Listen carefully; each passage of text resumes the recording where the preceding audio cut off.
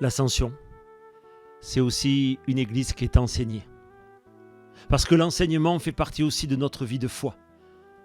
Comprendre, connaître Dieu. Après qu'il eut souffert, il leur apparut vivant et leur en donna plusieurs preuves, se montrant à eux pendant 40 jours et parlant des choses qui concernent le royaume de Dieu. Dans l'évangile de Matthieu, Christ le rappelle. Faites de toutes les nations des disciples, les baptisant au nom du Père, du Fils et du Saint-Esprit. Enseignez-leur à observer tout ce que je vous ai prescrit. Voici, je suis avec vous tous les jours jusqu'à la fin du monde. Et Paul d'ailleurs le rappellera souvent.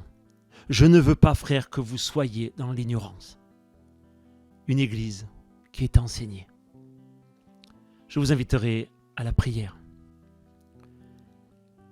Père éternel, c'est vrai que depuis quelques années, nos églises ont tendance à de moins en moins lire ta parole, à prendre moins de temps pour l'enseignement.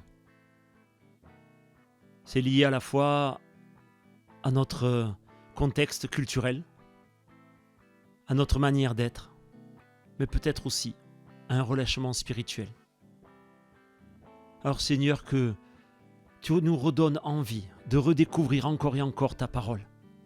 Que tu nous redonnes envie de dire combien c'est important de se poser avec elle, devant toi, sans préjugés, sans conclusion rapide, sans penser que notre expérience personnelle est plus importante que ta parole.